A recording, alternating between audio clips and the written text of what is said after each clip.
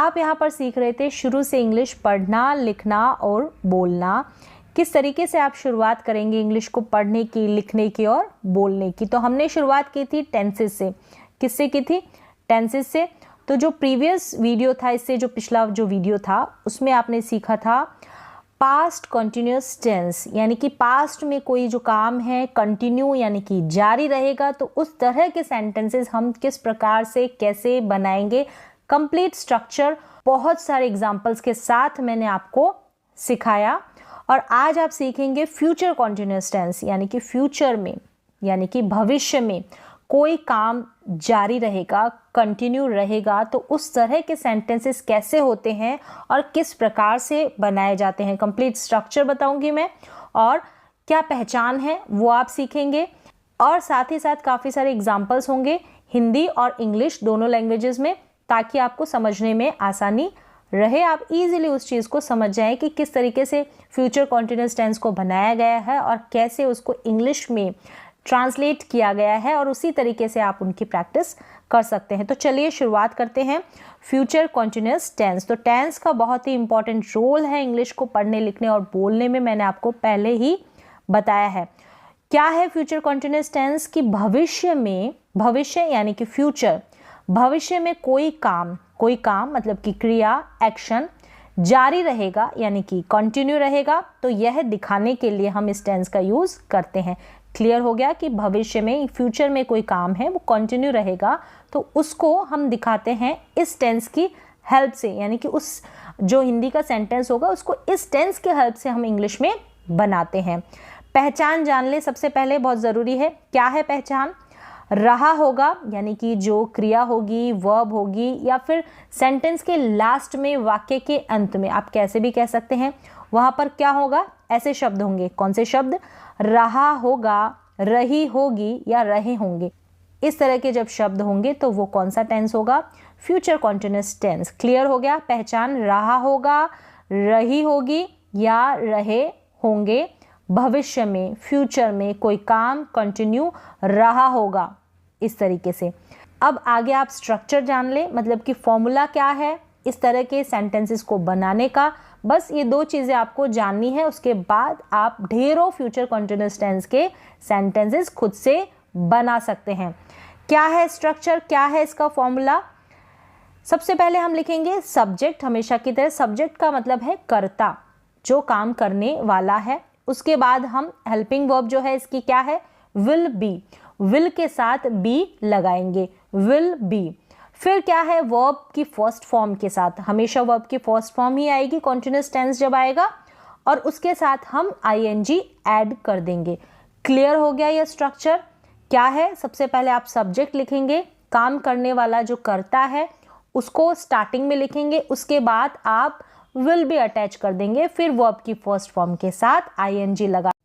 तो यहाँ पर स्ट्रक्चर क्लियर हो गया। सब्जेक्ट, फिर विल भी लगा देंगे, और उसके बाद वर्ब की फर्स्ट फॉर्म के साथ आईएनजी ऐड कर देंगे, और सेंटेंस के यहाँ लास्ट में हम जो भी कुछ मैटर बच जाएगा वो हम लास्ट में ऐड कर देंगे। कंप्लीट हो गया। यहाँ पर फ्यूचर कंटिन्यूअस टेंस पहचान पता चल गई आपको, स्ट्रक्चर पता चल गया, मतलब कि उसके बेस यानी उस स्ट्रक्चर के हेल्प से आप काफ़ी सारे सेंटेंसेस बना सकते हैं खुद से ही, बिना किसी की हेल्प के।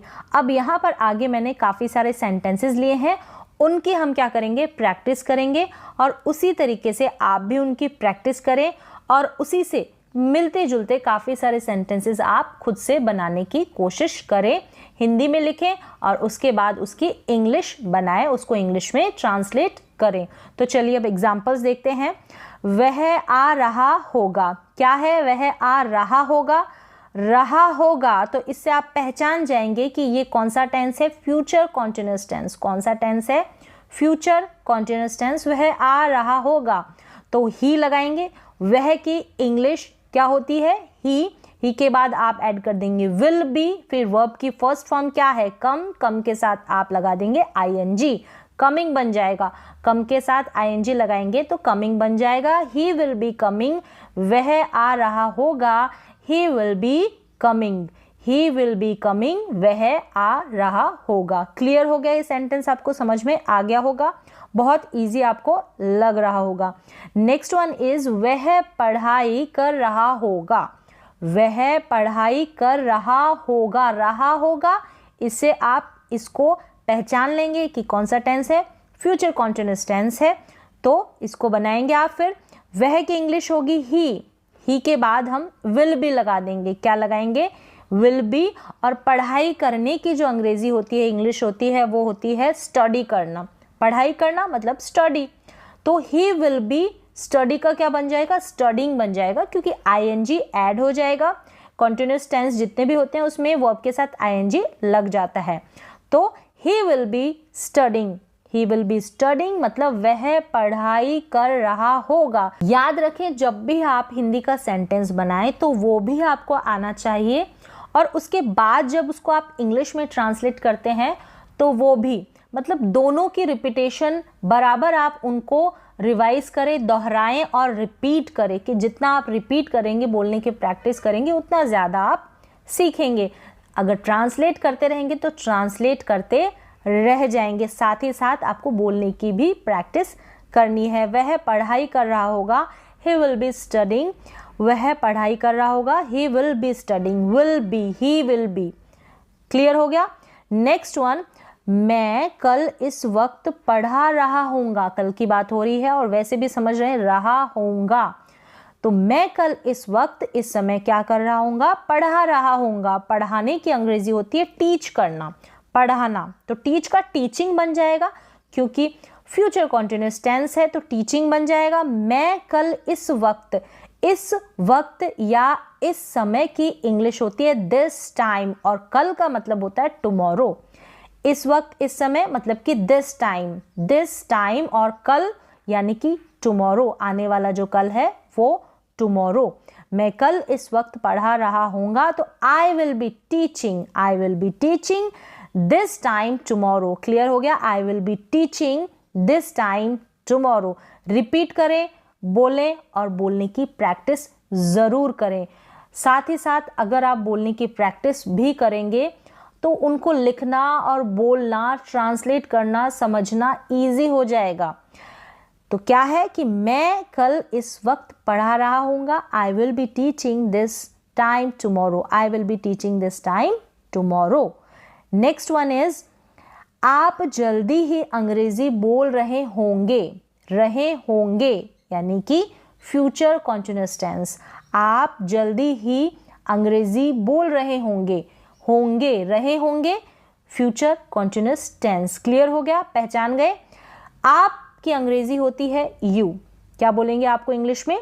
यू के बाद आप विल भी ऐड कर देंगे। क्लियर हो गया? फिर उसके बाद वर्ब कौन सी है? आप जल्दी ही अंग्रेजी बोल रहे होंगे, तो आप क्या काम करेगा? अंग्रेजी बोलने का। तो बोलने की इंग्लिश होती है स्पीक, यानी बोलना। तो स्पीक का बन जाएगा स्पीकिंग। क्या बन जाएगा? स्पीक का स्पीकिंग। क्या स्पीक कर रहा होगा? इंग्लिश। तो स्पीकिंग इंग्लिश जल्दी ही, यानी कि वेरी सून, इसकी इंग्लिश हो गई जल्दी ही, वेरी सून। आप जल्दी ही अंग्रेजी बोल रहे होंगे, you will be speaking English very soon. Repeat करें, you will be speaking English very soon, you will be speaking English very soon, जल्दी ही, very soon. Next one is, वह टीवी देख रहा होगा यानी कि फ्यूचर कॉन्टिन्यूअस टेंस। वह टीवी देख रहा होगा। देखना, वह काम कर रहा है देखने का, यानी कि वॉच। देखना, टीवी देखने की बात जब की जाएगी तो आप वॉच वर्ब लगाएंगे। क्या लगाएंगे? Watch, WATCH। तो वॉच का बन जाएगा वॉचिंग, क्योंकि फ्यूचर कॉन्टिन्यूअस टेंस है। वॉच का वॉचिंग, वॉच के बाद यानी वर्ब के फर्स्ट फॉर्म के साथ ING लग गया है, तो वॉचिंग बन गया है। सिंपल सा सेंटेंस है। वह टीवी देख रहा होगा, he will be watching TV, he will be watching TV, he will be watching TV. वह टीवी देख रहा होगा। तो यहाँ पे कंप्लीट जो सब्जेक्ट है उसके बाद विल वर्ब का ही, विल जो हेल्पिंग वर्ब है उसी का यूज हुआ है। अगर आप स्पोकन इंग्लिश की प्रैक्टिस करते हैं तो आप विल के साथ ही सेंटेंसेस को बनाएं। हाँ, अगर कंपटीशन की तैयारी करते हैं तो आपको शेल के भी कंप्लीट नियम जो है, रूल्स जो है वो जानने होंगे। बट स्पोकन में विल चलता है। He will be watching TV, वह टीवी देख रहा होगा। He will be watching TV. Next one is वह जा रहा होगा, वह जा रहा होगा यानी कि फ्यूचर कॉन्टिन्यूअस टेंस। वह यहाँ पर सब्जेक्ट है यानी कि करता है। इंग्लिश हो गई इसकी ही, क्या हो गई ही। तो ही क्या काम कर रहा है, जाने का काम कर रहा है। गो, जाना यानी कि गो, और गो का बन गया गोइंग। क्लियर हो गया।